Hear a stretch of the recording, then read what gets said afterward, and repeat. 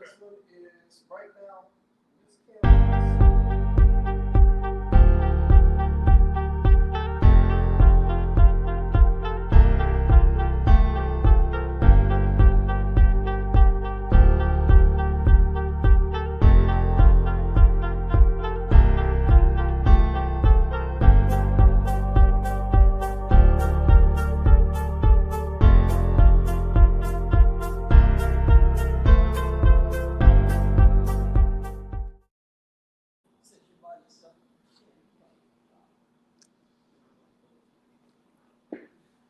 Welcome, welcome, welcome, welcome. We are live here at the Simon Marketing Agency here in Florence, South Carolina.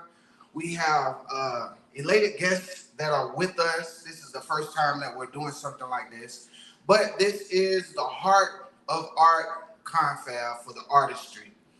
We are here to present new ideas, give you fresh ideas, innovative ways in order to cultivate your craft, whatever vein that you're in and that you flow in. We are here to help develop that. So for the people that are watching live on our broadcast, stay tuned because we have awesome people who are ready to teach you. We got our brother Nafi, POE the gang. We got Ariana, lyricist. We got Mr. Derek. We got Kev, we got the owner of this building, Simon James of the Simon Marketing Agency, and we got Truth Out the Bag here tonight. First off, I want to call Mr. Simon up so that he can give some expressions on what it is that he does here in Florence, South Carolina at the Simon Marketing Agency. Yeah.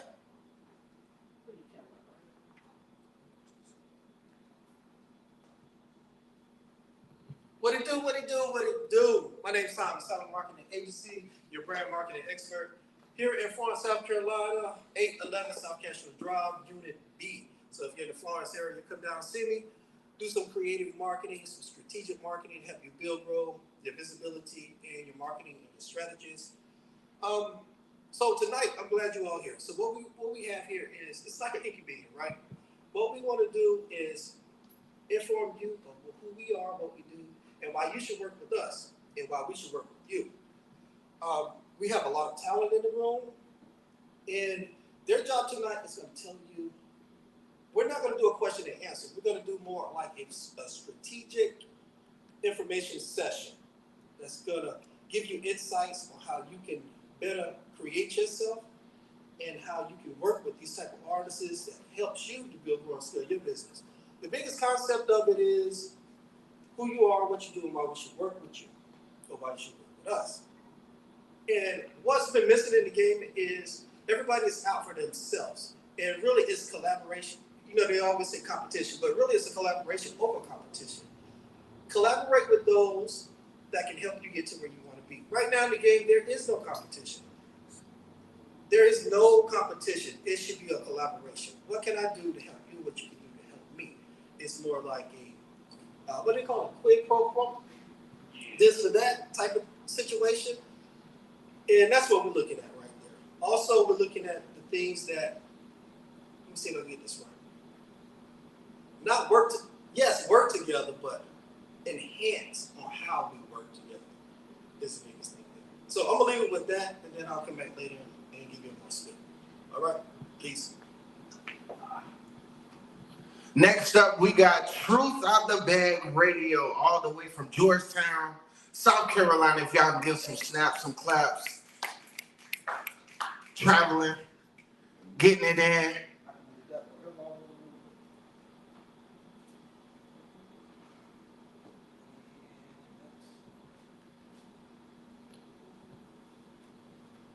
Good evening. My name is Nigel Madison. I am owner of Truth Out the Bag LLC, which is home of Truth Out the Bag podcast and Truth Out the Bag radio. I wrote actually my notes, so give me some time. We are a network agency that specializes in services such as radio, podcasting, and TV for indie artists, content creators, entrepreneurs, small business owners, community leaders, network marketers, churches, and nonprofit organizations in the Low Country of South Carolina, spreading nationally and internationally to the entire world. Yeah, that's what we do. Absolute. And last but not least, we got POE the gang, Mr. Nafi himself, who is gonna give us the meat for the night. Meat and potatoes. Meat and potatoes. So I go by Nafi. I'm a poet, artist, entrepreneur, and healer. The name of my brand is POE, or Perception Over Everything. It's more of a philosophy, mind state of life, rather than just a brand. So our goal is helping souls see their highest destiny with the arts. And that can be the healing arts, or that can be the music arts, right? Or anything creative, pretty much. Besides that, service-wise, I specialize particularly in, branding, pretty much helping businesses really figure out businesses and business owners figure out who they are, so that they can create a successful business to, feed themselves in the marketplace. So essentially, that's the meat and potatoes of what I do as far as POE is concerned. I'm also have healing services as well for those that are interested. So that's just a brief introduction on who I am and what I do. Really, to get started, I have a question for anybody that's watching, anybody that's in the room, and I think this is something important, especially considering we're in this information age where everybody's trying to share you something. Everybody's trying to be your guru, right? We got artists coming in right now, so forgive us as we move and shaking. We want to keep this candid, we are people striving to do better and to grow what we do, just like you are, right? So that's what it is. So the question I want to ask to everybody that's in the room, I got Maestro the lyricist just walked in. What's up, my God? My first question is, who do you listen to, right? Everyone wants to be your guru. Everybody's telling you something. Everybody wants to teach you something, right? But who do you listen to? I'm going to suggest that you listen to people that have what it is you strive to do. So if you want to be a business owner, I suggest you listen to business owners. If you want to learn how to market, I suggest you listen to people that have marketed before and have experience. If you want to, make some bread off of your artistry, I suggest you listen to people that have made bread off their artistry. I have personally done all of those things, and I also am in the room with people who market, who have eaten off of their businesses. I mean, we in this building right now, so that kind of speaks for itself.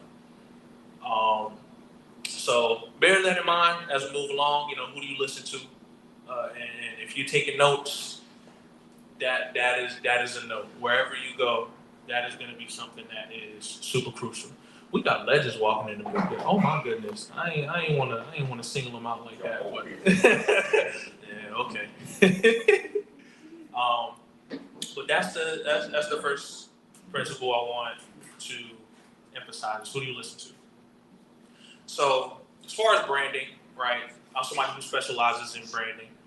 I believe that once you recognize who you are, you can then create a business to reach the people in the marketplace. So rather than, I don't want to just sit here and just give you all the info, but really give you questions to reflect on. So your brand, your brand is who you are, right? I am a firm believer that if you know who you are, you're going to create something based on who you are.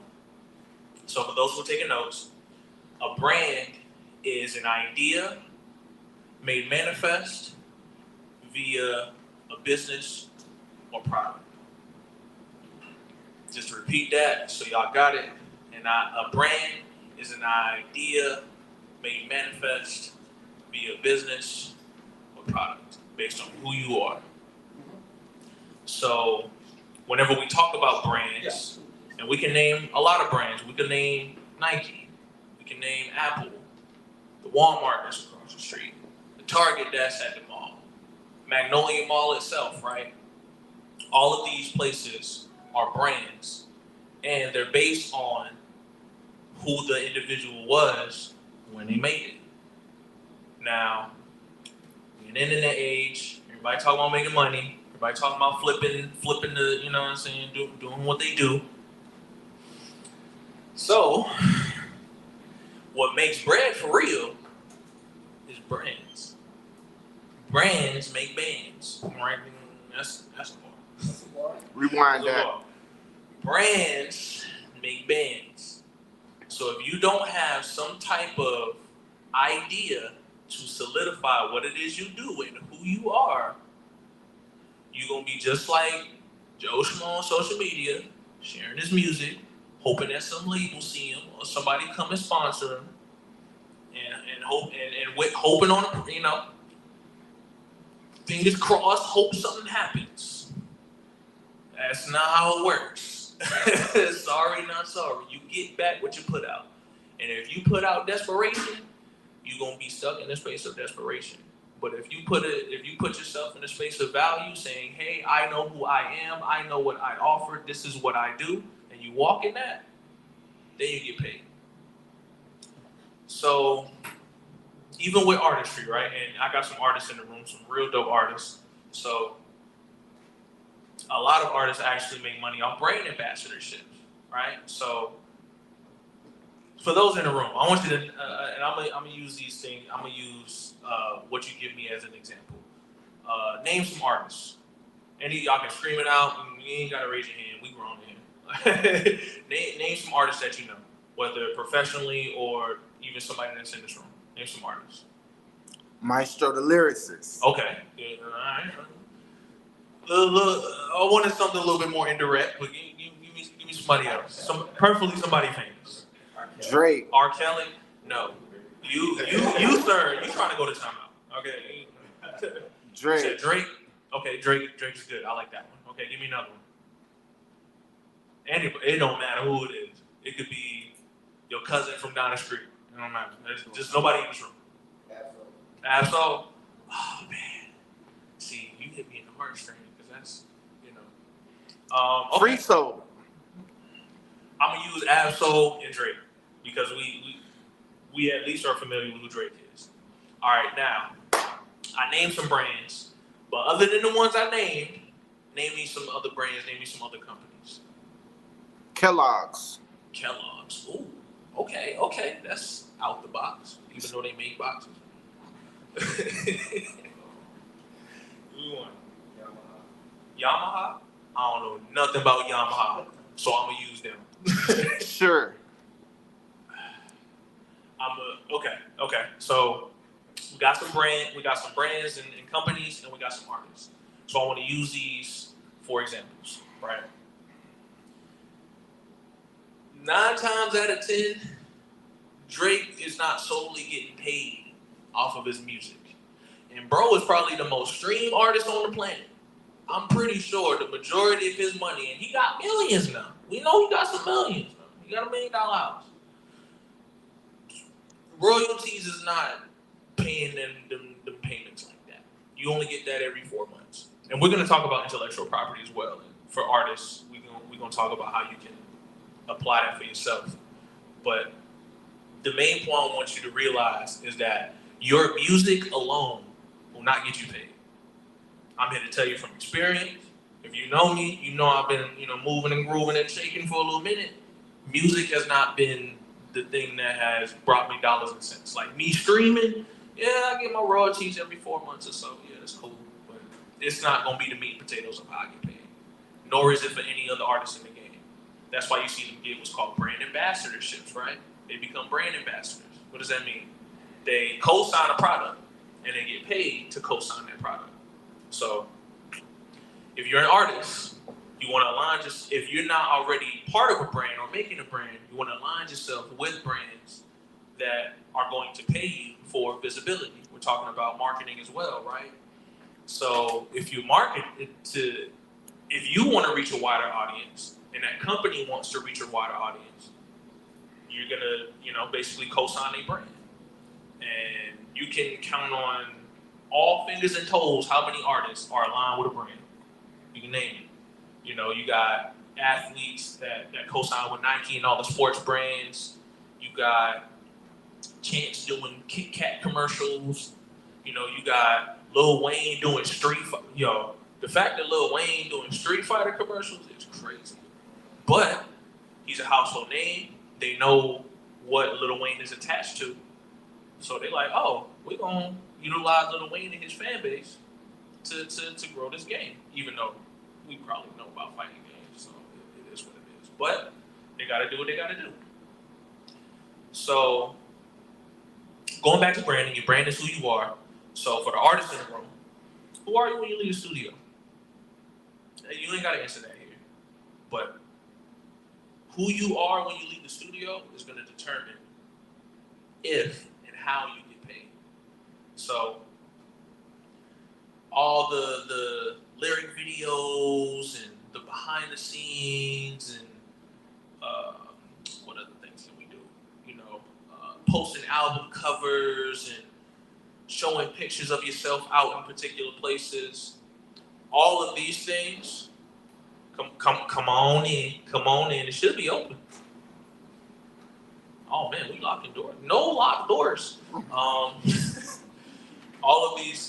of those things should lead to people getting a feel for who you are,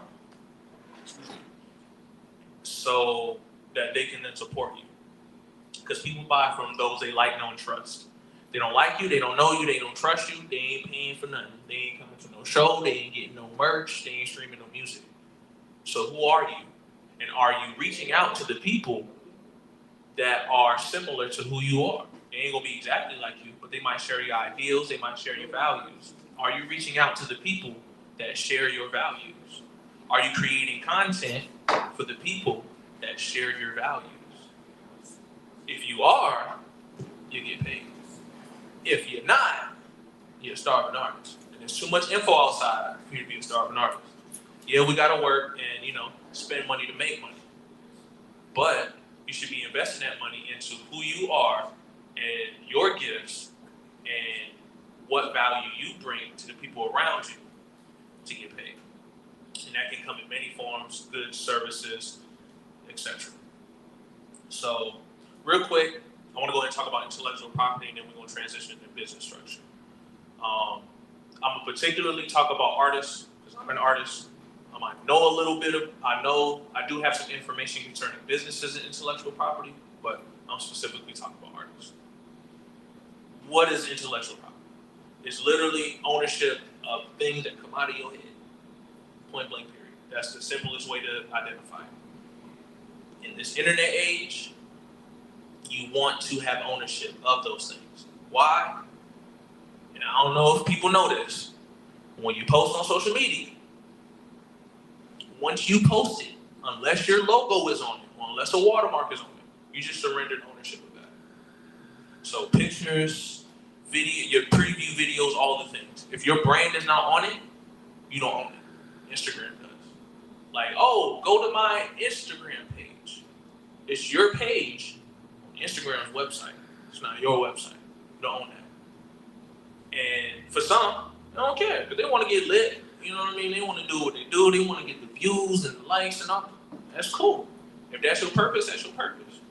But if you want more creative control, if you want to be able to have leverage and walk into buildings saying, "Hey, this is what I offer," you most definitely want to have all your intellectual property on it. So for artists, you want to utilize an LLC. Right? The LLC is going to allow you to put all of your music under one umbrella. And what that does is, again, allow you to have leverage. So the general idea with business is that you don't want to own anything, right? You own nothing, control everything. That's what they say. But essentially, it's being able to pass it down, right? That's really what it's all about. Is being able to give that to your children. And the best way to do that is to have some type of business entity, trust, etc., that you can pass it in. So for artists, that comes in the form of royalties, merchandising. So having your own merch, having having your brand and logo and things like that. And really, those are kind of going to be the meat and potatoes. Is your music and everything related to your music. If anybody in here know anything about licensing, music licensing. So essentially, when you hear a song on a game or a movie, it was licensed, i.e. they got permission to be able to use that song for whatever their product is. So when artists do that, they get a check. So every time you hear, somebody on 2K or a song in a movie, they got cut a check. Vince Staples, dope artist, he literally made an album specifically just to get placed in movies and shows. So, and this is just one of the methods you can utilize to get paid. But it comes with understanding the game and knowing that you have value and knowing what that value looks like. So, things like ASCAP, BMI, things like Song Trust, Sound Exchange.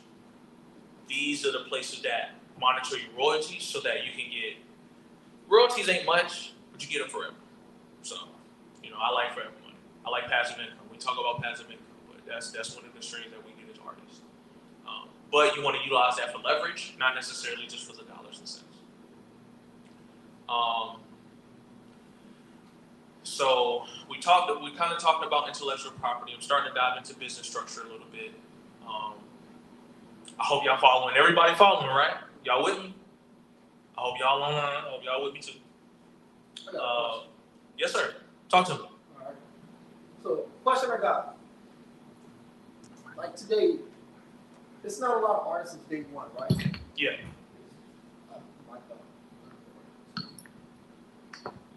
There's not a lot of artists since day one. If I was a day one artist, what's the first thing I need to get established as an artist? The first thing you need to get established as an artist is why you doing this. Exactly. Why am I doing Period. it? Why are you here? If you here to listen, if you here to just get the views and get paid off your art, that's cool. Be honest about that. Don't come out here flogging and faking for some authentic folks saying, oh, I'm here for the culture, this, that, and the third, and you really decided to get paid. If you here just to get the bread, get your bread, bro. That's cool.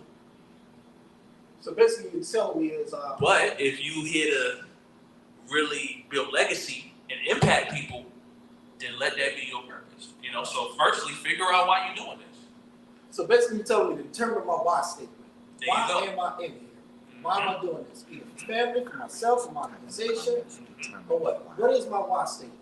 Yep. A lot of people I've noticed don't determine the why statement. They do it because it's a fan, it's a hobby. I want to get into it because my cousin's doing it, my brother's doing it. I feel like I got the skills to do it. But sometimes what you do is not your why. You're doing it because it's a because of statement. Mm-hmm.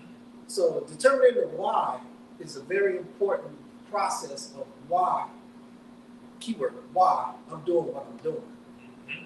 For myself, I got into business not because I saw business as a way out, but it was my why. I determined. I made more money in my business than I did on my actual job. So my why statement was, I make more now than what I did before. So that became my go-to mechanism. I make more now than what I did in my business. So that would make my why even greater than going to work. Mm-hmm. So basically, I'm getting back to the question is, you have to determine what your why statement is. Mr. Simon. And a lot of people don't. Thank you, Michael. A lot of people don't understand that I'm in it because of why. So determine your why. Yeah. Reason for the season, man. What, and we want to talk about artivism as well, art activism, using your art to, influence and impact. Art shifts consciousness. I know that's a heavy statement, so I'm going to say that again. Art shifts consciousness. Where you shift people when they listen or look at your art determines your karma. So use it wisely. Now, if it's party season and that's what you want to do, understand what comes with that. If you're wanting to impact people and use your artistry to talk about certain issues, understand what comes with that, right? Personally, I like to talk about, helping people raise their awareness and learning themselves and being better people every day, day at a time. And I am not a flawless being. I got my own things I'm working on, but I like to use my music in an activism-esque type of way.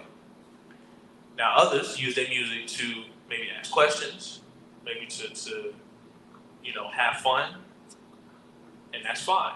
But just be honest about what your purpose is when it comes to the music, when it comes to your artistry. So while we're talking about branding, go ahead. That artivism point. Yeah. If we can have.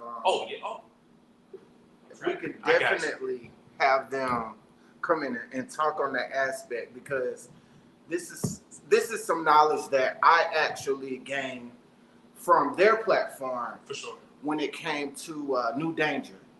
So if we can have our dear brother come up and explain a little bit more in detail, Mr. Omari Fox. Yes, sir. A little bit more in detail what that artivism fact and meaning is. If you can come up, please. Pass the mic. I got to, man.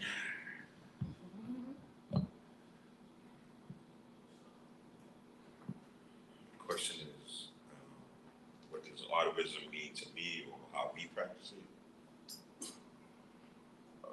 What is artivism? So that was one of our questions, So you were in that cold workshop. Oh yeah. So we had a workshop a few weeks ago in Wilmington. My mentor gave us the abridged version. We were kind of pressed for time. What was Doc's name?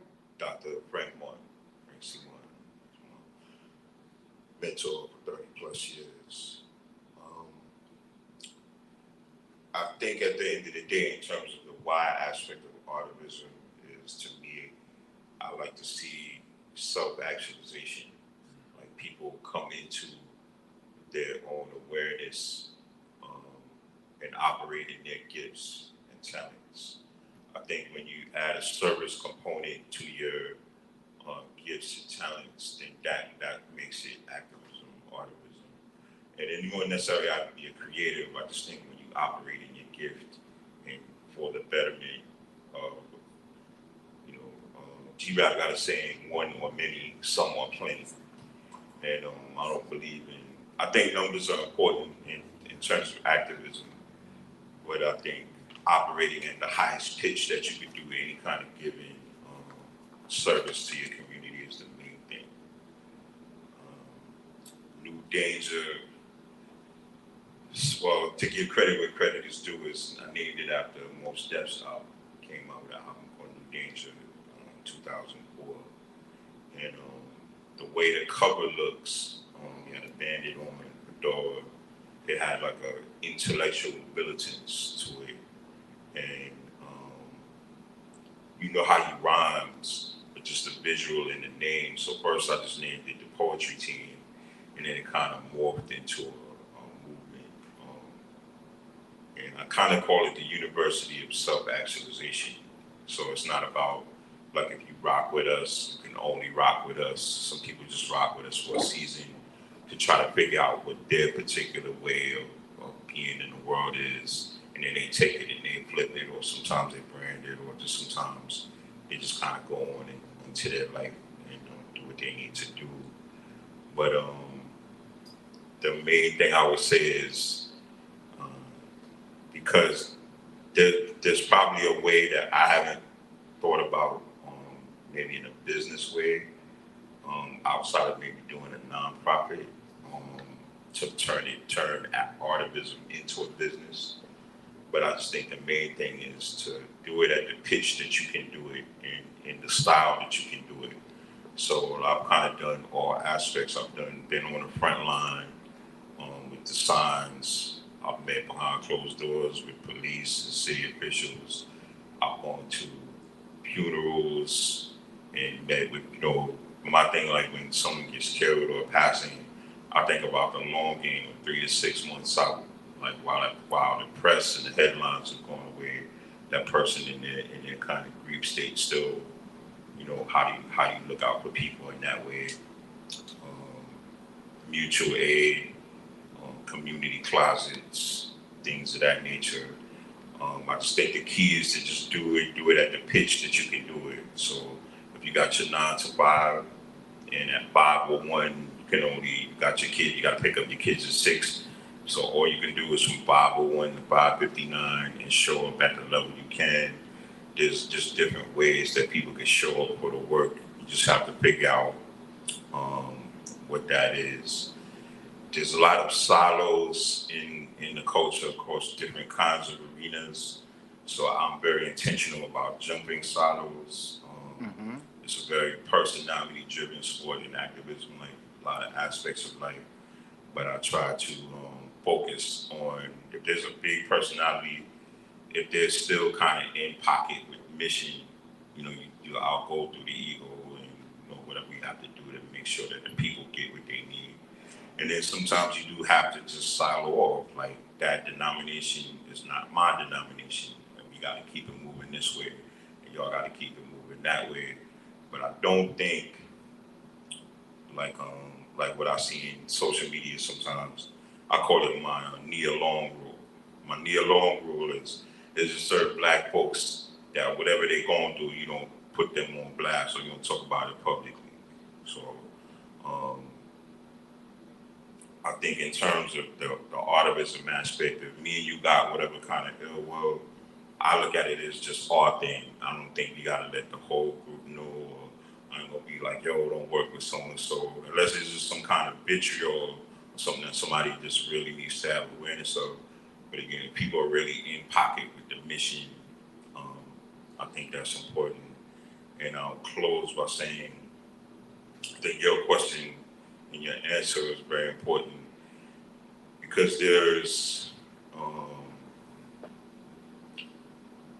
you do have to have an outcome in mind. Some of the fight is about the long game and just utter resistance. There's just certain things that happen to our people that we may not see in our lifetime transform, but we still have to stand for and fight.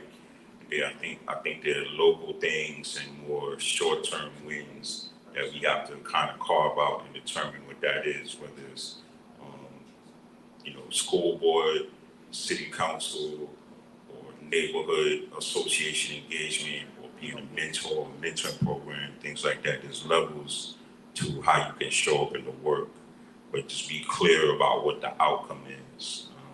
Sometimes people will get caught up in charity, and my thing with charity is there's a necessary thing to have in rapid response when people are in survival mode, but in addition to feeding people, you also want to figure out the long game of like how can they get into prosperity? How do we move people from actual poverty to prosperity? And organizing is how you walk with people through that process. And everybody has a different way of showing up. So that would just be, my advice to anybody who probably is already an activism or an artist or an artivist, and maybe just haven't sat down and thought about what that looks like. But I would say just meditate on it, be clear about the objectives. But at the end of the day, it's just love for people and expressing it in the highest pitch that you're able to at a given moment. Okay, Mr. Kev, how would you utilize your artivism to impact your community? If you can grab the mic and expound upon that. Since we're in this topic of artivism and using our art to, create a different culture for our people, how would you do that? I think you touched on something about self-actualization. I think that's important. I think for me personally, my goal is to inspire. I want to inspire people to be the best that they can be. the highest version of themselves that they can be. However, I can do that through my art form. So that's where I am with it. It comes with being mindful of lyrical intention and how I present myself. Okay. My dear brother, Maestro.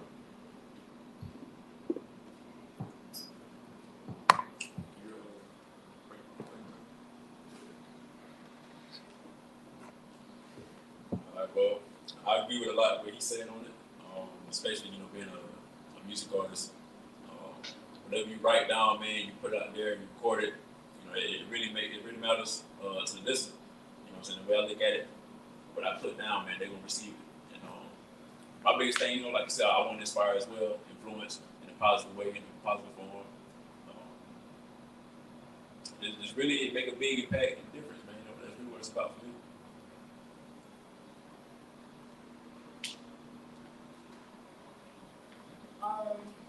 So same thing for me. I'm looking to inspire, but not only to inspire, but to bring about change. Because like a lot of people, how do I put it? As we stated earlier, it's like you'll have the knowledge, but you don't do anything with it. So for me, it's about whatever I put down on paper, try my hardest to live the way, or live what I put on paper, basically.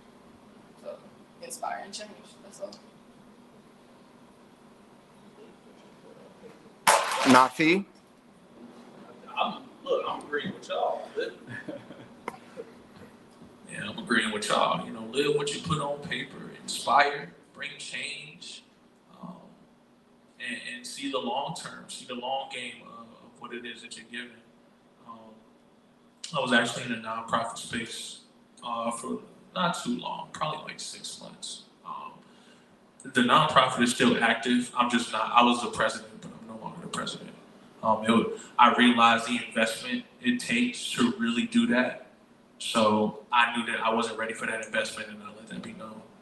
But the brothers are still operating a nonprofit. And like you said, at a certain point, we can give, but how can we teach someone to sustain? That's the biggest thing. Like, I've seen, people always, glorify giving back and, we're going to go back to the neighborhood and give this and give that.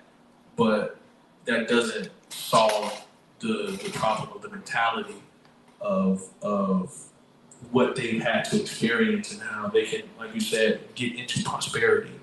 And that only comes with teaching, with being a mentor, with, being an example. One of my old mentors always said, be before becoming, right? So before you become a thing, you have to embody it, right? So if you're an artist or you're an entrepreneur or, whatever it is you try to do, are you embodying the values, right? And Seminova, she said that perfectly. Right, if you're writing something down on paper, right? If you're recording something in the studio, you should be what it is you're recording, right? At the end of the day, people are going to invest in who you are, so you should embody that which you are, and yeah, that's see, y'all up here teaching me, and I'm so transitioning back into just our current conversation about just branding yourself, knowing who you are, living that authentically, and then creating that business around it, right? You'll find that once you find out who you are, once you find your niche, there's going to be people that resonate with that niche. So I'll use myself for an example. I'm a real niche type of guy. I'm spiritual, whatever that means in 2023. I would like to say I have self-awareness. What does that mean for you as far as it relates to spirituality? Spirituality to me is the connection you have with the Most High, whatever that looks like. You could be a Christian, Buddhist, shaman, what's the term I'm looking for? More Afrocentric, right? Like, doesn't matter. But it's your particular connection with the Most High and what you're choosing to do in that connection. That's what spirituality is to me. And how do you connect that with your music? Everything in my music is essentially sharing the insights that I get from the Most High through my lyrics. So whether that's knowledge of self, whether that's particular connections that I make between things, whether that's experiences that have taught me self-awareness, that's all throughout my music. And I'm sure anyone that listens to me can kind of confirm that. Like, it's just who I am, you know. It's cool to be spiritual now, but man, I was doing this long before I even really understood what it was. So it's just who I am, and that's why things like self-actualization, self-realization, self-awareness, those are the main themes of what the brand is and what it's about. You know, it's about helping you see yourself, not you following me. You know, I appreciate y'all saying POE the game, but y'all know just as well as I do that it's a mantra for recognizing yourself. It just so happens that I'm the vessel. It just so happens that POE is the vessel. But that's what it's all about, you know. And each of us actually does that in our own way. We just have to find the way that we do it, right? So that's why even with branding and perception, right? Even though the brand is perception over everything, right? You want to create your brand, you want to create it so that those people who really resonate with you can recognize who you are and recognize it from an authentic space. Like, you don't want to, the last thing you want to do is be something you're not to get attention and then have to change. Oh, by the way, I'm actually like, you know, kind of keep it as consistent as possible. You know, even I'm someone who's kind of switched around and done a lot of things. But the one thing that I have learned is that regardless of what I decide to do as far as the brand, there's always this consistency of, okay, I'm helping you see your highest self through music and the arts. And that's currently where we are. And I'm of the belief that media is also art. So I started transitioning into more media aspects, started a podcast, you know, and I'm grateful to have partners that also do different forms of media. So it's a beautiful thing. Does anybody have any comments, questions, concerns as far as branding goes? It's a pretty, I pride myself on keeping it simple because it can get complicated, right? Oh, what does this shirt say about who, you know, we can get into those details, but overall, yeah, go ahead.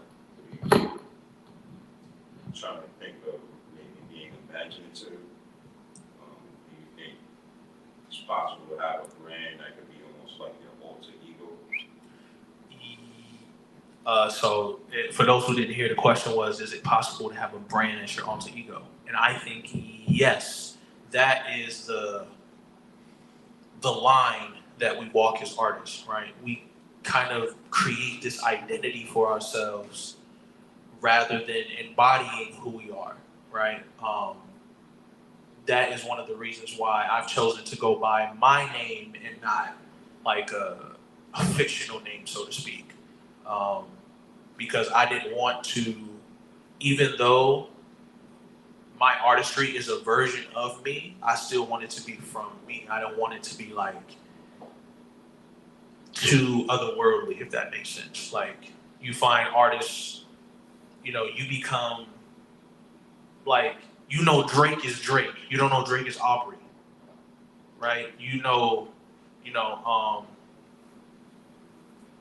J. Cole said they only see Cole, they don't see Jermaine, right? So there's this fine line we have to walk as artists where, yes, you want to, you know, create something for yourself to resonate with people that need you, but this is why I personally always preach authenticity when creating your brand, because that way you're embodying who you are, so you don't feel bad about reaching out to somebody saying, hey, listen to my music, or hey, check out my brand, because it's who you are. You're not you're not trying to sell them an image. You're only telling them who you are. And, you know, if they resonate, cool. If they don't, cool. So it just makes it so much easier, especially in this, like, authenticity gets you paid for real. Like, in the long term. Yeah, you can do the short, you know, the short game to, you know, do something that makes you relevant and, you know, get a bag here and there or whatever. But in the long term, being who you are is gonna get you paid. Like, it's good. You will be taken care of. I firsthand experience. So I really want to transition into talking about marketing. We're actually here at the Simon Marketing Agency, so I would love for him to talk about, you know, just different aspects. Essentially, you know, what is marketing, right? For me, marketing is really just consistently getting in front of the people that need you. That's what marketing is to me. Now this, Simon, if you could, I know that there's a difference between marketing and advertising. So if you could, real quick, just explain that to the folks that's watching and that's here, like, what's the difference between marketing and advertising? Yeah, absolutely. Marketing, I'll put marketing this way.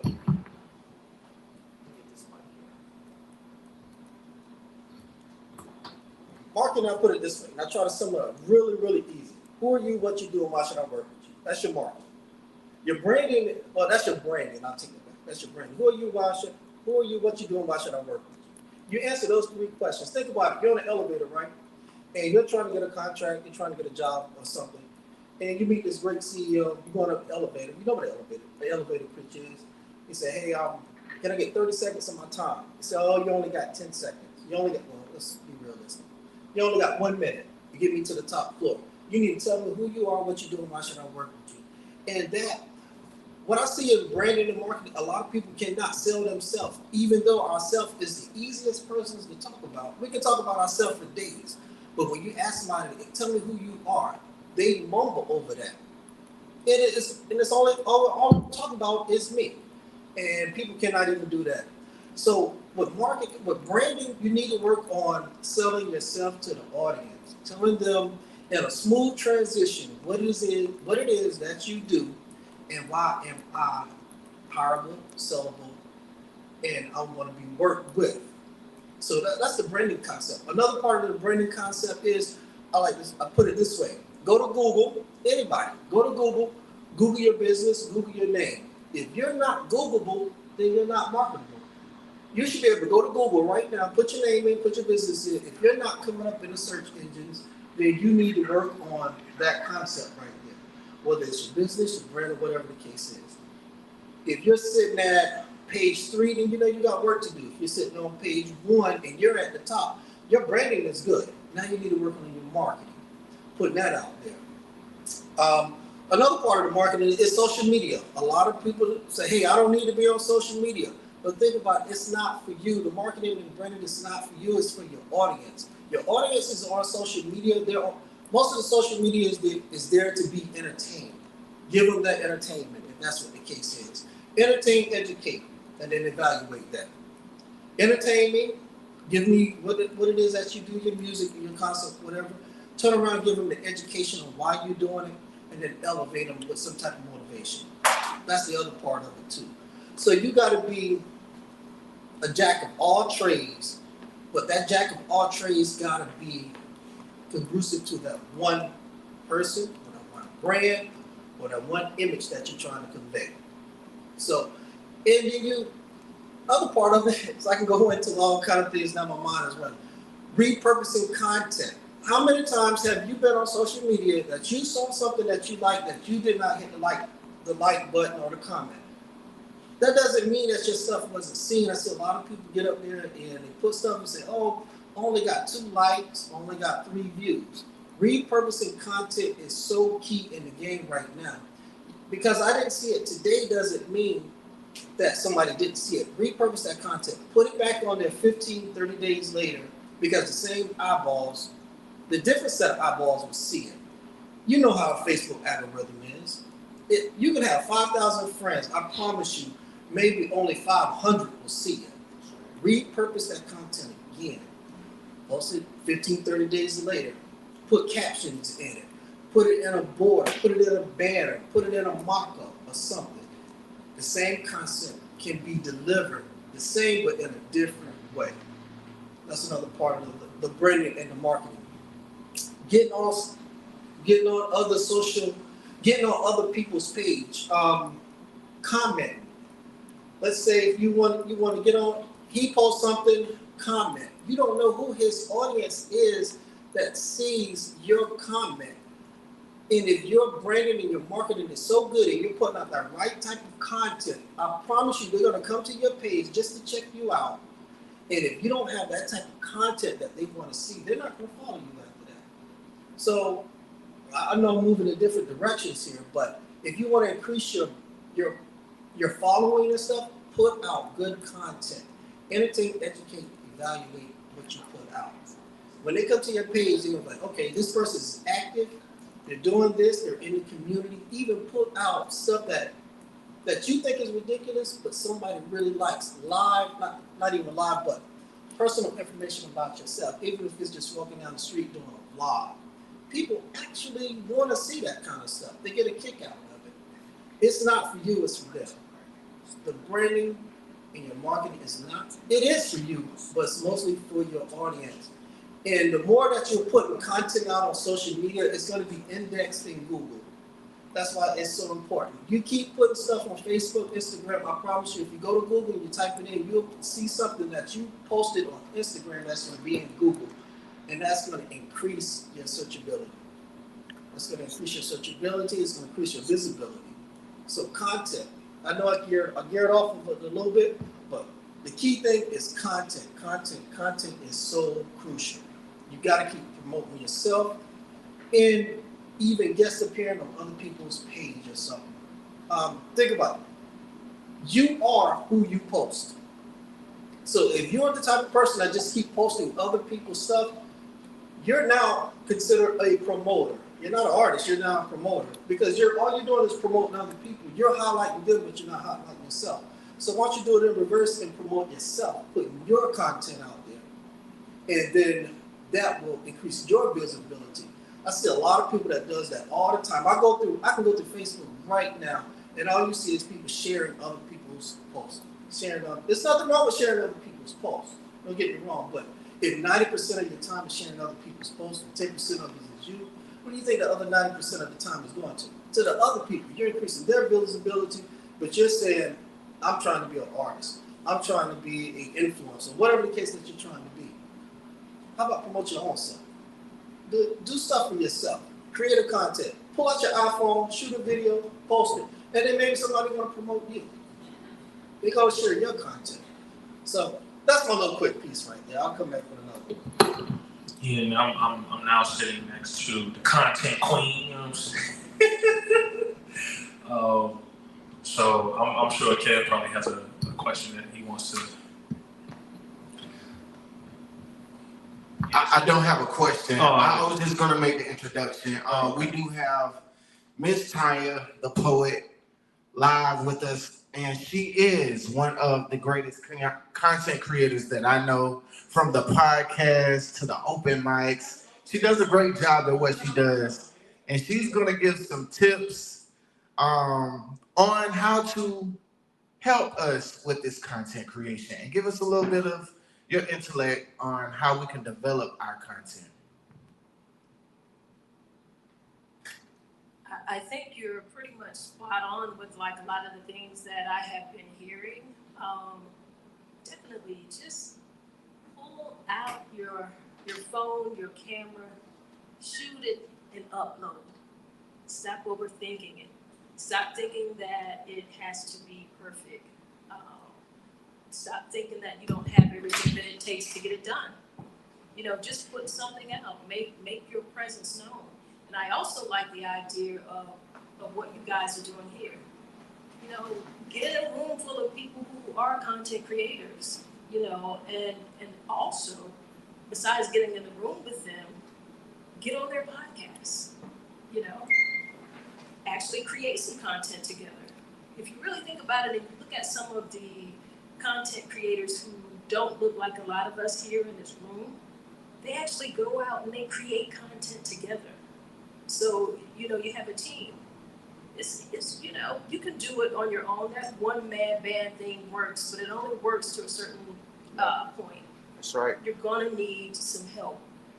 And if you've got somebody who's got another content creator out there and they can shoot you, you know, you're just getting content from a different angle, you can do more things, and likewise. So I feel like that helps a lot.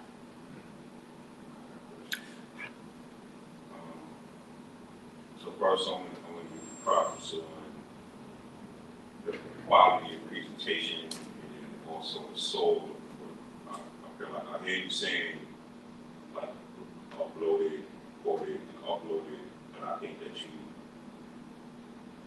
I just appreciate like the quality of actually the messages that you took that I witnessed. So what it in your mind and in your attitude about what you do, what helps you stay in that sober element while also presenting it very pristine in your honor, time your poet style? Well, really, because that's just what I want to, that's what I want to put out. That's what I know, that's what comes easiest for me. But I'm going to be honest, I watch some of the BS too, just like you guys do, because there's an audience for everybody. That's right. So you can't really say I want to put out content that is so this or feel a particular way about yourself. Put out what you want to put out, but the idea is that you have to be consistent. Consistency is the thing. If you're gonna put it out there, stay in your lane. Stay in your lane. And you know, for a long time, a lot of people talked about having a niche. Well, you can choose that, but I don't have one. I don't. I'm all over the place, and I don't pretend not to be. And when you come to me, that's you know that. Because really, what I'm doing is I'm just allowing people to know that conversations matter. So I can talk about anything. So I can talk about BS one day, and then I can talk about something spiritual one day. I can talk about something political one day. But the whole idea is that you have to stay true to yourself. You're not going to be able to talk about something that you don't know. And be willing to give somebody something. So I got a question. Would it be fair to say, as a beginner, as a content creator, would it be fair to say to start with a content methodology, I would say, calendar? Monday I'm gonna post this, Tuesday I'm gonna post this type of content, Wednesday I'm gonna do this, Thursday I'm gonna take the day off, and Friday I'm gonna take this. And the reason I said it because I've used that. It worked for a second, but then you get to the point that forget the calendar, I'm gonna just do what comes natural. And a lot of people don't, it does not become naturally. They gotta work into it because really the camera scares a lot of people. You have this thing in your head, like, I'm about to do it. As soon as you hit that button and you're live or you're recording, you freeze up and everything just goes out the roof. So a calendar is great. Monday I'm gonna do something educational. Tuesday I'm gonna do something humorous. Thursday I'm gonna do something particular to my brand. Whatever the case is. Friday I'm gonna take. Would you say that would be a good way to go? I feel like you have to make that decision and test it out. Mm-hmm. See what people are responding to. Just throw some stuff out there because the internet is gonna be the internet. You don't know what people are gonna respond to. But if you're consistently there, you begin to figure it out because you're gonna be able to look at your own algorithm. Because if you're a beginner, there's not so much that you can really track. But if you keep posting content and you see that people are responding, or you got a few likes here or a few people commenting here, okay, they're responding to this. So this is what people want to hear from you. So just put stuff out there to test. As far as the calendar is concerned, it just depends on who you are. Some people can do that and some people don't. But I will tell you this, if you want to be consistent, anything that you practice in a consistent way is going to become a a habit. So I would encourage that, so that can be a calendar, that cannot be a calendar. But my thing is this, have some type of routine. When you wake up in the morning, have a routine. You have to have a plan. Whether you write it on a calendar or not is one thing, but I tell you something, if you do write it down, you're probably gonna do it. That's right. So I don't see why you wouldn't have a calendar. And I do something every day, and I have a day for it. I've got Make It Make Sense Monday. I've got Talk It Out Tuesday, Wellness Wednesday. I've got Think About It Thursday, Freedom Friday. And all of that was a test. What about for those that are scared of the comments and the kickback? I see a lot of people, they get scared of the comments and they get scared of the kickback. Oh, so I just got a comment in my comment telling me to stop what I'm doing. And they really quit. There's 7 billion people on the earth and you're concerned about one. Let me answer that one, because I had this conversation with a group of young individuals who was getting ready to start their platform. And I told them, I said, you cannot be afraid of the people. You can't be afraid, because once you put yourself out there, the negativity is gonna come. It's gonna come. It doesn't matter, because everybody's not gonna like what you like. That's number one. And number two is, not everybody is you. You are your only you. So the things that you're doing, everybody's not gonna get with. The goal is, like Miss Tanya said, stay consistent. My wife, keeping up with C, most consistent person that I know that does this content creation. And she got weary. But I told her, you got to keep going. No matter what they say. She started telling me when she first started, she was like, I had a bot. I was like, first of all, what is a bot? I don't know what a bot is. I don't know what a bot is. She was like, I had a bot come tell me about, it was something about when she retired from her job. And they made some kind of comment. I was like, we can't worry about that. We understand the mission. They don't. They don't understand the mission. I say this. When you start getting those type of comments, particularly the negative ones, guess what? They had to watch to make that comment. So take it. Exactly. Yeah. And I love Keeping Up with C. By the way, one of my favorite podcasters here locally. I do. But just keep doing your thing. Right. And I want to say this too. I think people overthink this about thinking about, what am I going to post? Or thinking that, well, this person is talking about this, so I can't do that. Yes, you can. There's like hundreds and hundreds of people talking about the same thing. You're bringing it your way. There's Burger King, there's McDonald's, there's Checkers. All of them sell burgers, right? And that goes back to our branding situation. Those are all brands. Right. But they're all unique in their own branding. Because it's their presentation. That's right. So you can watch something that you like online. Digest that. Get in front of your camera and do that same thing. Because it's you. You're not copying. You're bringing your point of view to it. So don't think that you don't have anything to talk about. Don't think that somebody's doing what you want to do. Everybody's doing the same thing. Everybody's talking about the same thing. Okay, but everybody is not necessarily following the same people or subscribe to the same people, and your audience may want to hear what you're thinking about it. And because you're not doing it, then you're sending them to watch it from someone else. So you got to think about that. Don't think about you're starting out, you got 2 views. You know how many times I sit in front of that camera and I see that I'm talking to one person? I keep talking. Because, okay, everybody's not going to be on when I'm on. Some people might come and watch the replay. I don't know. And they don't have to be interested. I have to be willing to stay consistent. You have to be willing to stay consistent. How important is the replay, though? Because I think Mr. Simon, he hit, the head on it. Because there's been times where we've done lives just like we're doing now. and there's probably 4 or 5 people. But the replay, and then I go back and I look, the replay got so many different other comments. I'm like, well, when I was live, I didn't see that.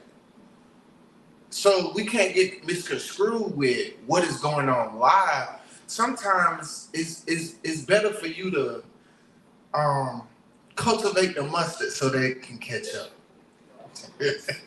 if you ever worked in the field, you understand what I'm saying. It's good for you to cultivate the mustard, you to plow the ground, you till it, you plant your seed into it, so that the people that's gonna follow, they do. And if they catch it later, that's okay. I just want to make sure that you catch it. I don't need you to catch it live. I don't need you to catch it live. And it's funny to say that because, you know, I, as a marketer, I study the analytics. I really do. I study the analytics. And it shows that people that does a live don't want to get caught catching the live. So they go back and watch the replay. It's funny how that works. If you're on live, you know you can click on to see who's on the live. Right. Oh, I don't want to know I'm on the live. As soon as the replay is up, as soon as the live is over, I guarantee they go back and watch the live. It's just funny. So when you're looking at the numbers, and the numbers don't lie. Numbers don't, right? But those numbers don't lie. If you go back and look at the views later and say, when I was on my live, like you said, but nobody there. But why does my replay got 456 reviews and stuff? People don't want to be on the live, but they will go back and watch the replay. Let me say this, let me add this to it. The number that really should be important to you as a beginning podcaster is the number of content that you're actually putting up. Yes. That's the number. Because if you're new and if you've got anything less than a few hundred videos, then you can't expect to be popular. You can't expect to be in the algorithm because you just don't have enough content out. You don't. So you've got to put in that work. And then when you look back at some of your favorite podcasters and some of the larger content creators, the beginning of their content was garbage. And you've got so don't feel that yours has to be perfect. You've got to have some place to grow from. And so just do it. That's why I say put the content up. The number that you really should be concerned about is how many videos you actually have up. And if you have anything less than a couple hundred, I'm sorry. You've got a lot of work to do. Right. And because you can go to any page right now. You can see their growth. You can see the growth from the first video to the 100th video. First video, the quality was bad, the sound was bad, and as they increased, the sound got better, the quality got better, the views came up, it just started rising. How did that happen? Because of it kept being consistent. Myself, I got 100, and I go back and look, I'm like, oh my God, did I do that? Look at, oh my goodness, look at the green screen. It was totally off, this, that, and the other. But as I grew, and I didn't just grow on my own, I studied others as well. What's working for you? What did you do? And I think we had this conversation last night. We was talking about to be good at something, go to YouTube, watch about 100 videos on that topic, get the insides of it, and then grow from there. And the quality will get better. It's not even about, sometimes it's not even about the quality of the video. I think the most important thing of a video is the audio. I'll watch a video, if I can hear it in a good quality, I'll watch it. I can get through the quality of the video. But if your quality is off, I can be there. But the audio, your audio has to be dead on. I've seen good stuff on Facebook right now. People do lives, but I can't hear it. The audio is off. Immediately I'll turn it off. So if there's one thing that you gotta work on your audio. You should be able to hear what the person is saying. You can get past that seeing it because the quality will get better as you do. And then, you know, anytime you post a video, they're going to downgrade the quality anyway. So you're putting out a 4K. To get a 4K, you got to put out an 8K. A lot of devices now don't even can't hold 8K. So don't worry about the quality. Worry about the audio, if anything. And then keep putting out a lot of content. And I promise you, you will increase. You start getting to the fact, oh, I can put a little third, I'm putting gray. graphics, I might be using a green screen, I might be using B-roll, I might be using ad-libs, whatever the case is, that will come. Work on the quality of audio, if anything else. I agree. And that's not, like, I am a producer, so when he's talking about low-thirds and like doing a whole lot of graphic and putting a lot into the production of your video, I want to say don't worry about that in the beginning. Yeah.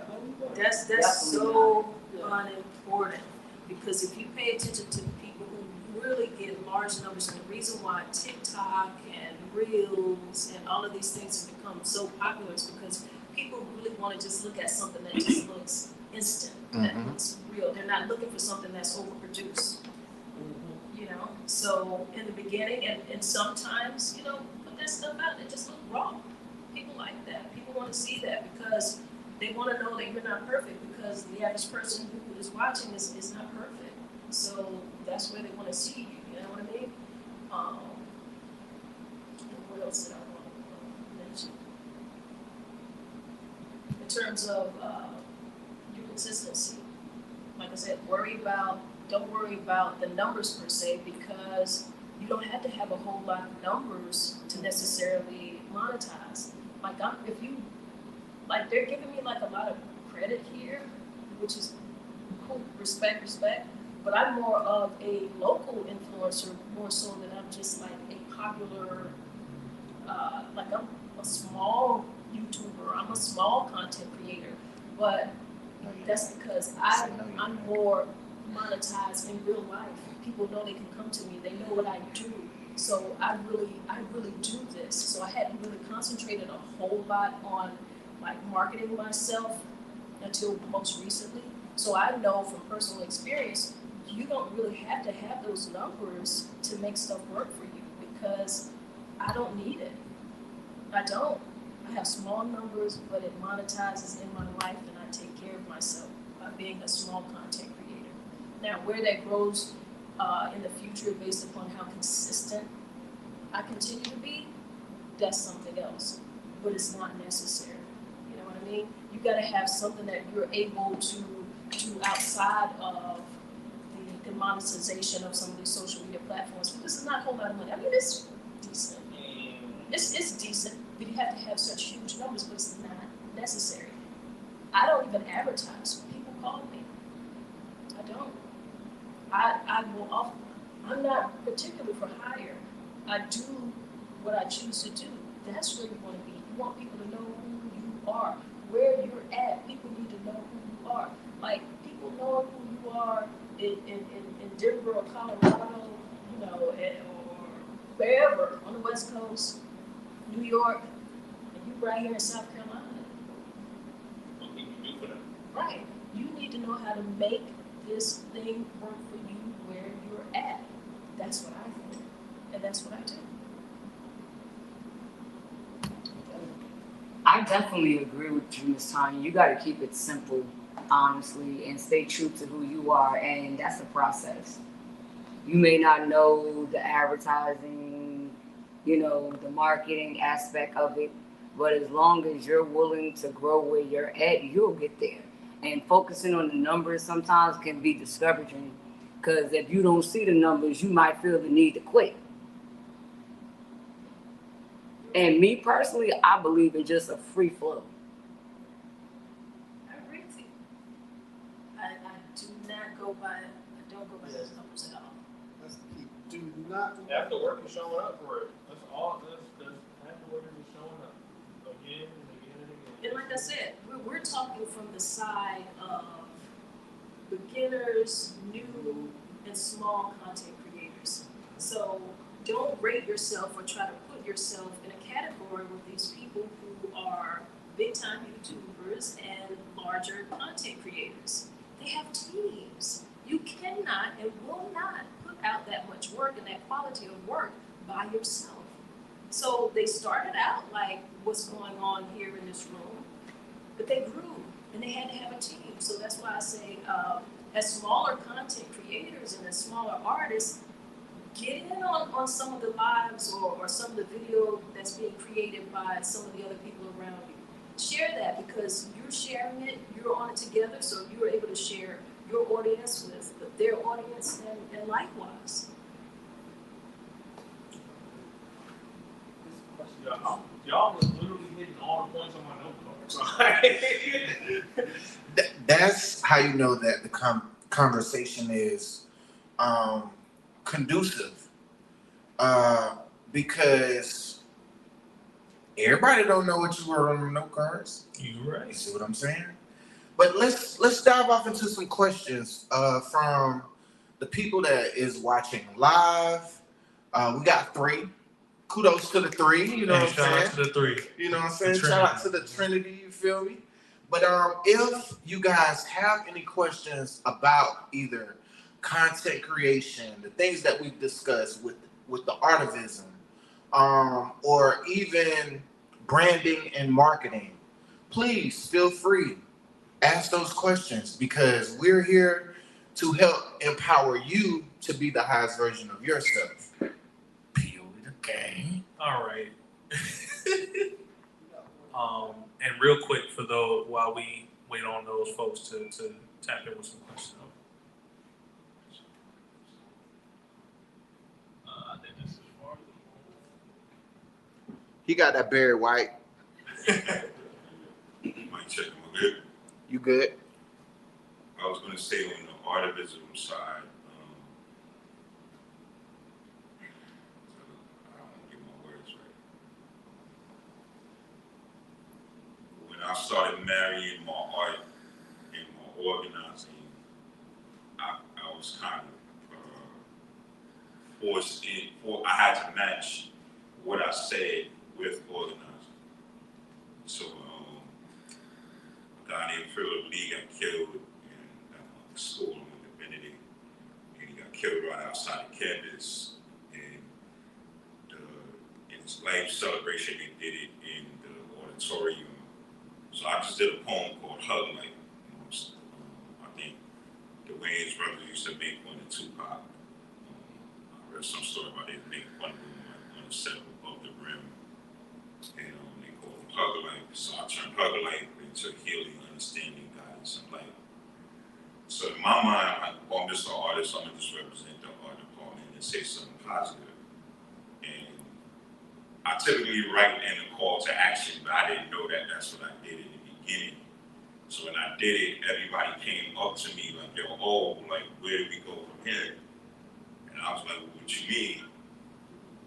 He was like, you know, in the poem you said, you know, and I was like, I was just doing a poem, like, you know, when he died, you know, I feel a black man lost his life. And what I learned in that moment, I don't think that you have to organize the way that I organize, but I do think there's a degree of advocacy and being a plug and pointing people to resources that comes with it. I think maybe at a minimum.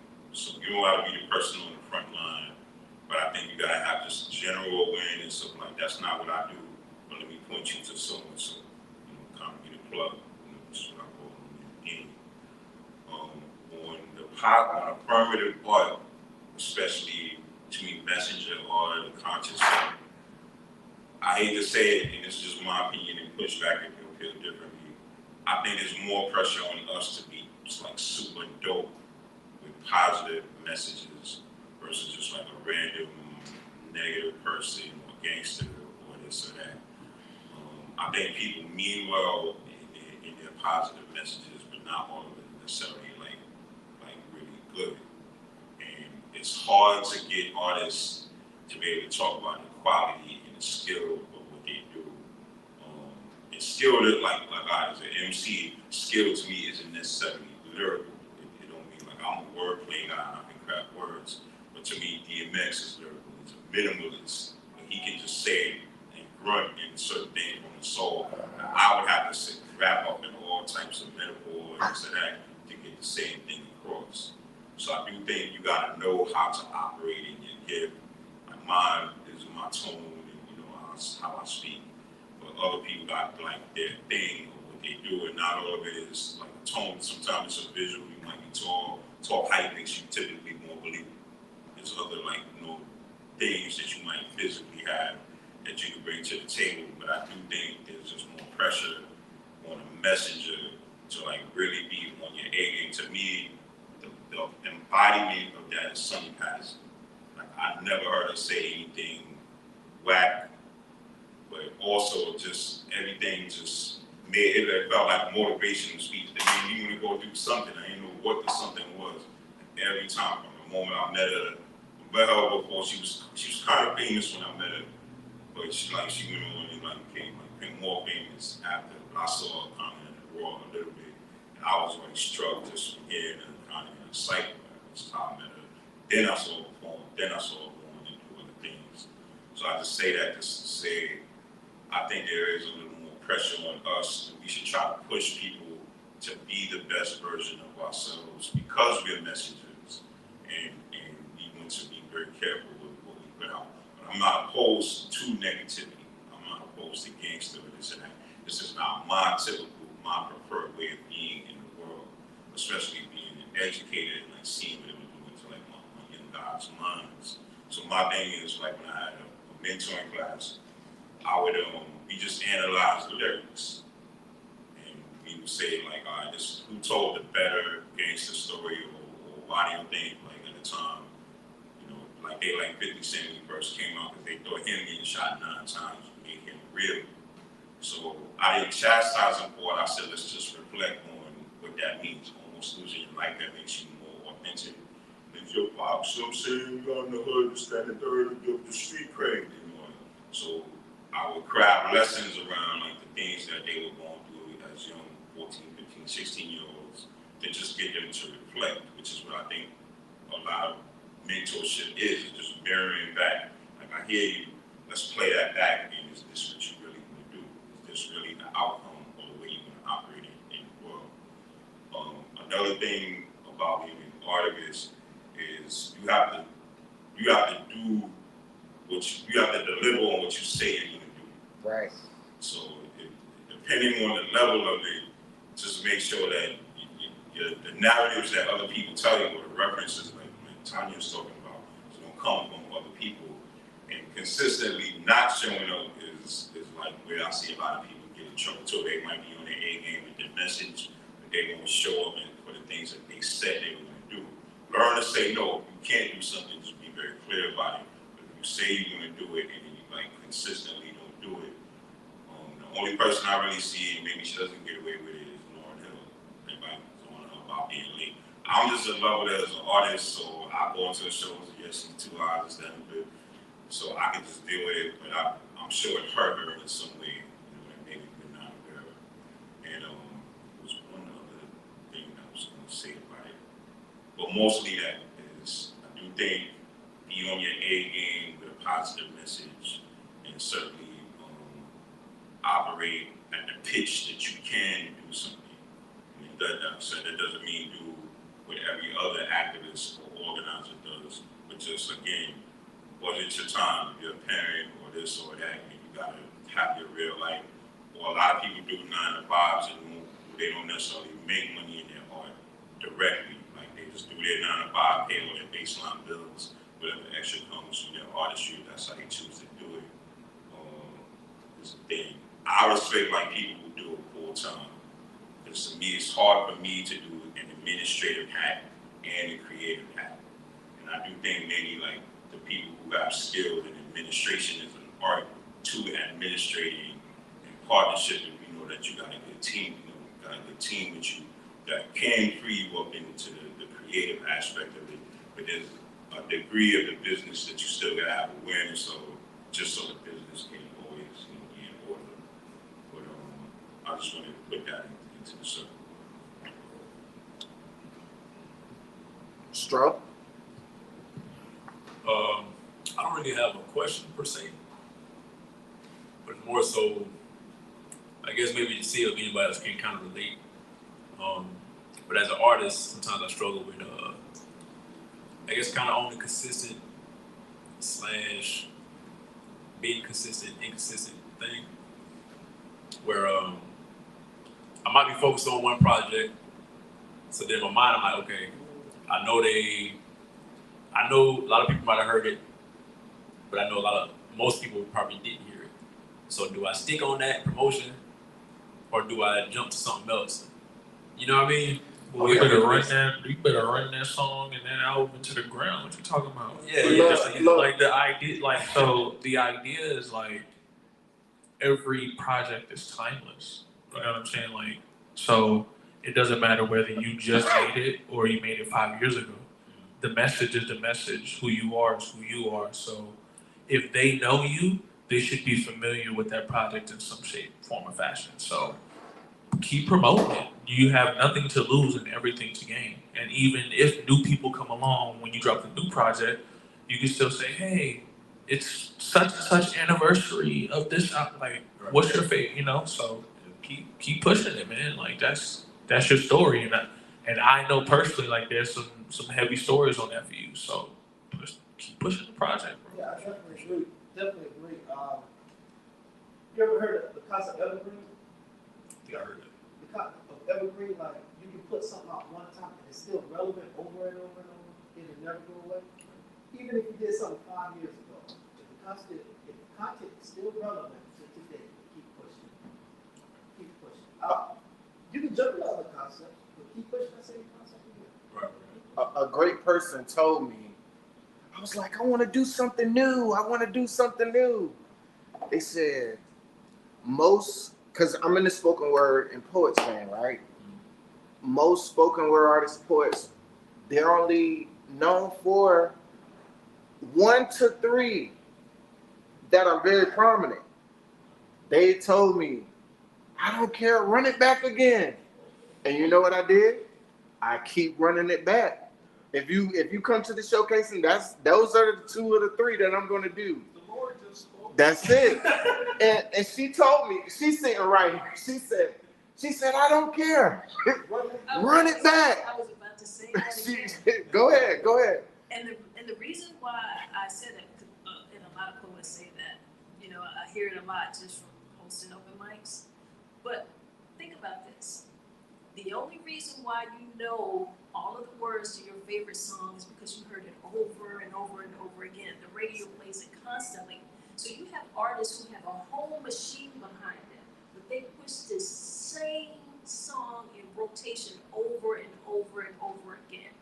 And you're not a big machine, and you are definitely not pushing your song as much as their music is being pushed.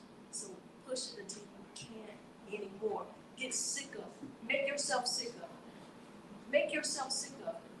Get so sick until when you start performing it, people out there and they know the words and they're singing. Wouldn't that make you feel good? Mm-hmm. Then get sick of it. Exactly. Look at it like a commercial. Right. How many times you see a commercial over and over and over? I bet everybody in here could probably sing the little things of McDonald's. 2 all beef, patty, spare sauce, cheese, and come on, I've heard that. You keep running to the same brain. Or ba-da-ba-ba-ba. Exactly. Whatever it is that you do, that's your song. You keep running. Just that little part. Like, And you actually started this week re-promoting the album after it's been out since October. So that put it in recirculation. Continue to do so. Repurpose content. Yeah, repurpose content. How could you even think that you have promoted it too much, or how can you even be tired of it and everybody doesn't know it? Yo, we tapping into something real powerful right now. I don't think y'all recognize, but You know I do, sir. Come on. They say that the 2 ways to impress upon the mind anything is through trauma or repetition. So it either has to shock you or you have to see it 1,000,000 times. So in a way, we talking about mind control. You know, if you put something in front of your face or somebody else's face enough times, they can't help but think about that thing. That's right. So let's just use that to our advantage. See you trying to. Let's go. Yeah, I mean, cause that's really what it is. This is why I said earlier, like your art shifts consciousness, because when somebody hears your song over and over and over again, let alone the fact if the song is good and powerful, then you have the ability to literally put someone's mind in another space, good or bad. So it's not about, and I love how, you know, Maury Fox said he didn't condemn the brothers for liking 50 Cent. It's not about a particular side of it. It's just the fact that it's influential. So rather than saying, oh, this is bad or this is good, it's like, no, it's influential. Why? And then reverse engineer that for whatever it is that we're trying to do. Like, Yeah, so as artists, we have a tremendous responsibility. We kind of control the narrative of the world. You know what I mean? And by artists, I mean that's not just music. That's people who paint, draw, make commercials. Anything, anybody that creates is an artist. Am I right? Think about the Renaissance. Right. So, yeah. And y'all, like I said, y'all pretty much hit on everything that I even considered. Did we have any questions, like in the comments or? We pretty much good. We got comments, but Okay. there's no questions. So, Ask the question. If they got comments or questions, tell them to drop it. Yeah. So the main thing, the one other thing that I have, is really just the forms of marketing, right? Because the biggest thing again is what we can apply right now. So for someone who is just now getting started marketing themselves, has no idea what to do, the 4 methods that I've used, obviously the first is social media. So, you know, it's called media for a reason. So that means and social. So you gotta talk to the, you know, so, you know, post your album over and over again. Okay, we back. Post your album over and over, let people know who you are, keep doing it, be consistent. The second is DMs, text, phone call. So any method of directly talking to people. However that comes, whether you calling somebody, texting them, sliding DMs on IG or TikTok, or whatever you gotta do. Let people know specifically what you do. So a lot of folks out there, if you can talk to someone directly and build that relationship, you'll be miles ahead of a lot of people.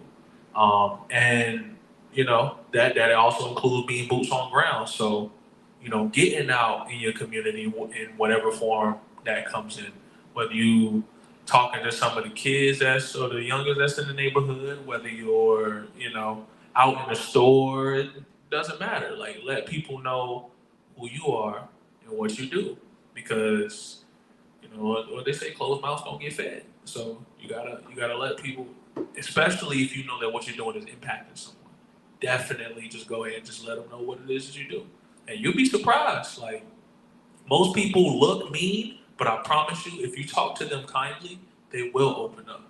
Like, you'd be surprised. So I got one question. Yep. So I get that question a lot. What's the first thing I should do?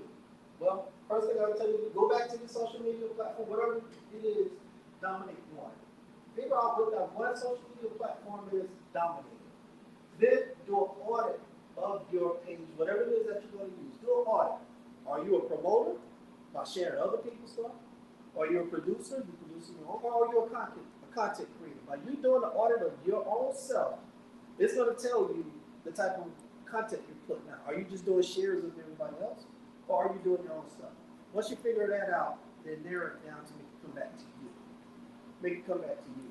So if you're doing a lot of shares, cut the shares out, because all you're doing is sharing other people's stuff. It's okay to share. That's cool. But make it more about me. That's why it's my social media page. This is my page. How many times have you said, if you don't like it, get off my page, right? So promote yourself. So do an audit of your page. Once you do an audit of your page, you start putting out that type of content. The second part is going to automatically index in Google. It's going to automatically index. Then I will go to Google. I'll Google myself and see if my content is it out there. Okay, you go to Google, go to your videos. I don't see no videos. That means you need to do more videos. Go to your image. I don't see no images of you. Okay, you need to put more images. Maybe you don't see either one. Maybe you need to do a concept of both images and videos. You start putting that type of stuff out. It starts to index in Google, and then you can really kind of put the ball in your shoulder. Oh, you don't know who I am? Google me. That's all you got to do. Google me. Once they start Googling you, then you start catching traction. And then now you can go to the part of sharing. You sharing to other people's, you're commenting on their posts, they're gonna come back to your page automatically because they just want to be snoopy and see what you got going on. When they come back to your page, they're gonna see the content that you have. They're gonna hit follow. So thirdly, if you don't have a business page, get your business page. Don't create it. Do a migration of your personal page to a business page. When you migrate your personal page to your business page, it turns into 2 pages, one for personal, one for business. Everybody that's on your personal page automatically becomes friends of your business page. Say you got 5,000 people, right? And you migrate that over, all 5,000 becomes followers. That's more followers than a person who started the page yesterday. They got to go out there and find followers. You will automatically bring those followers over, and then you can select the content that you want from your personal page to come onto your business page. You already got a huge advantage versus those who start their business page. And I want to add this on to the social medias because a good brother actually shared this with me. So each social media platform has a specific purpose. YouTube is for the most part for long form video content, like literally speaking, like how we're speaking right now, perfect for YouTube content. Instagram is more for brand engagement. So think about it like a day in the life of Maestro the lyricist. That's what Instagram is for. That's where your reels come in. That's where your pictures come in. All of that stuff. Twitter is more like there you go. Yep, it's more like news. So you're like, hey, recent update, blankety blankety blank. You want to use Twitter for that. TikTok is very much so for the virality. You know, if you're really into your short form content and really just want to blow up quick, so to speak, or get a lot of traction really fast, TikTok is the way to go. I personally don't like TikTok because they don't like black people.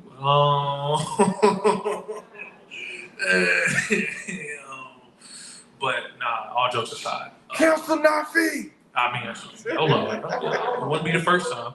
Run your Facebook and pull them over to the rest Yeah, because that. all you're doing is posting your follow me on. Oh, that's another thing I was going to tell you too. You said you can migrate your Personal page to your business, to make a business page. You can migrate it. if you already started it. If you already started it, you can't migrate it. Now you're in the part of building it. But here's a key concept.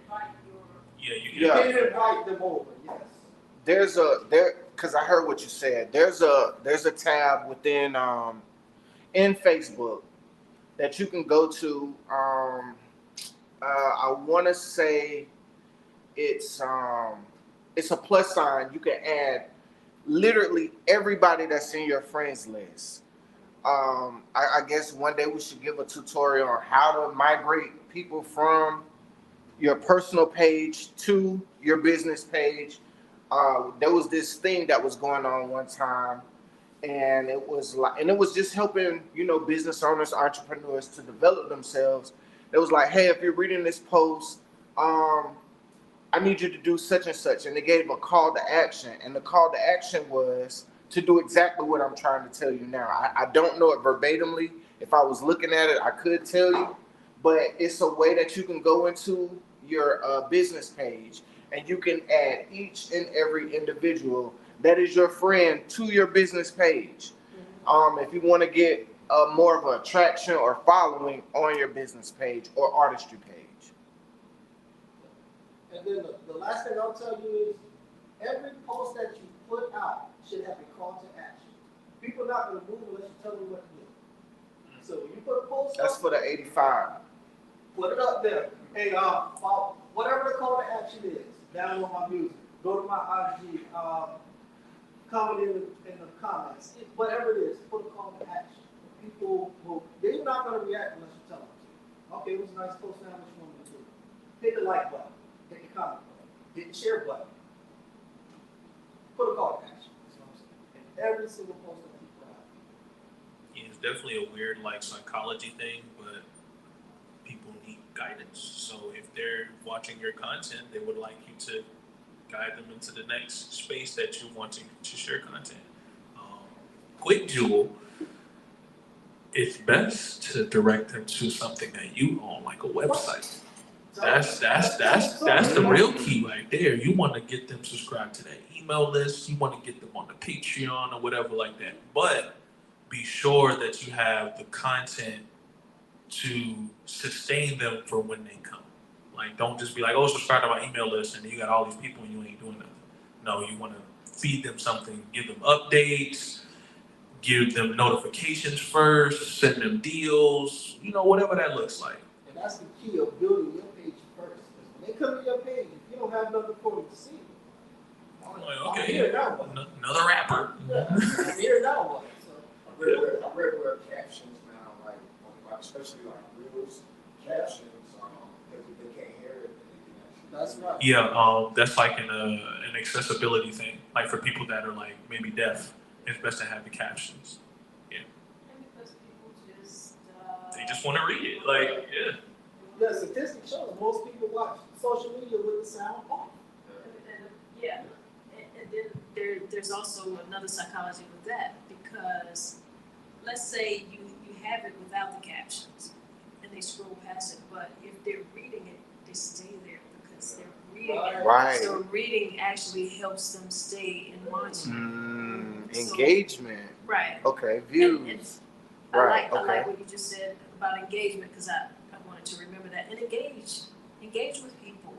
You have to pick out a point or time within your day, and whatever that is for you, if it's going to be a half hour, whatever the case may be, that you are going on just to engage.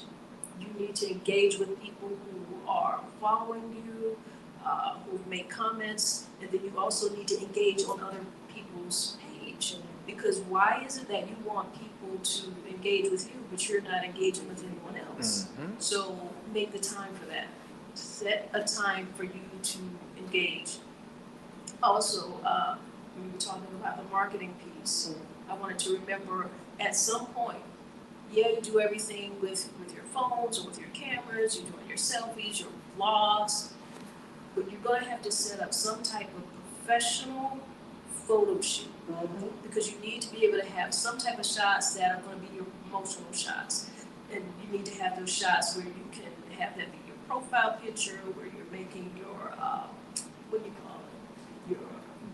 Your banners. Or cover photo. And your covers, and you also need to have that so that you can send it out for when you're doing events, so that you can be on flyers. They want to have a professional picture instead of trying to go through all of your selfies and find something that they can use that doesn't have a crazy background. You could have That's that mic. a professional photo shoot. Please. Go ahead, keep going. That's right. When you're doing, like you said, the professional photo shoot, don't do it self. Do not look into the camera. Look away from the camera. Promise you. Do a picture of you looking away from the camera, one looking into the camera. It's a whole different level. What's wrong with looking in the camera? No, that's a selfie. We don't want a selfie. Listen, I'm trying to peer Well, into your soul. if you're on the photo shoot, right? If you're on the see, that's the difference that we may have. But if you're on a photo shoot, you need to have some direct, and you need to have some that is indirect. The one that you took with the head down, the dreads just hanging, that was perfect. I didn't change your profile. He wasn't though, but it was professional. It wasn't the fact of how he was postured. It was more of how it looked as far as who took the picture. It was framed properly. Right. Lit properly. Right. So all of that plays into it, Absolutely so. And we got a photographer in the building. Maestro, the photographer as well.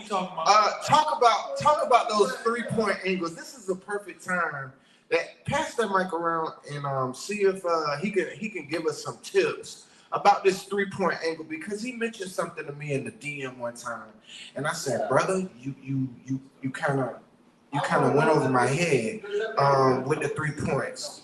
Nah, it's just tangled up on the tripod. Yeah, the angles, the lighting, the shading, all that stuff really makes a difference, man. Like, because I mean, if it's just a bland, straight shot with the lighting is just all equal, anybody can take that. You know what I'm saying? I can take that. Like, holding my phone like this. But the 3 points is the ISO, the aperture, and shutter speed. All that stuff matters, man. Like if you change one, especially if you're shooting in like manual mode. Manual mode, you got control of all 3 of them. You change one thing, it's gonna make the picture lighter or darker. So you're gonna have to change each, like every other setting. Yeah. Okay. Just to get that perfect, you know what I'm saying? The lower you have your shutter speed, the picture will be brighter, but your shutter speed, when you take the picture, that's how fast the lens closes and captures the shot. But what about the part looking at the camera versus looking at the word? I think it depends on the purpose. That's right. Yeah. That's It's purpose. the purpose. Like, It's, I got one yeah. I think we was not looking at it. Yeah, I think it's the purpose though. I mean, because if it's like a business shot, I feel like you want to look at the camera. Yeah. You know, it's a headshot. You know, something like an album cover or a magazine shot, you know, those look better when you just looking away or whatnot. You know what I'm saying? This is more editorial and stylistic. Yeah, Right. Like creative photos. Yep. You don't always want to but professional. Exactly. So I think it really depends on the purpose of the shot. You know, that's pretty much it though. Right. Like the tax preparers, they always got their hand crossed. Yeah. You feel me?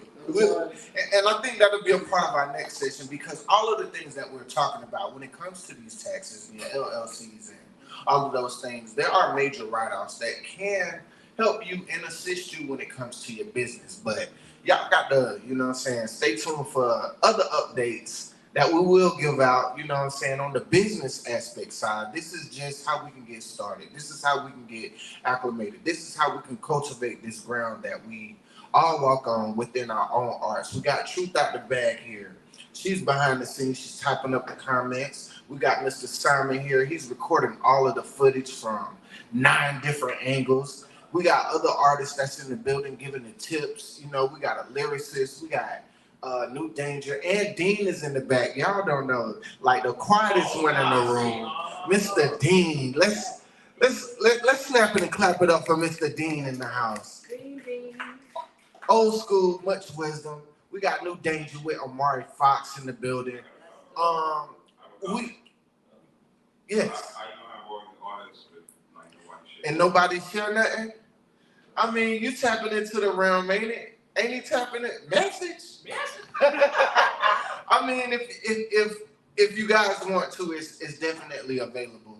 If you want to showcase, you know, outside of the live or on live, it doesn't matter. But we have a network here. There's so many ties that are crossing one another to help develop one another. And we got people that's on the stream tonight.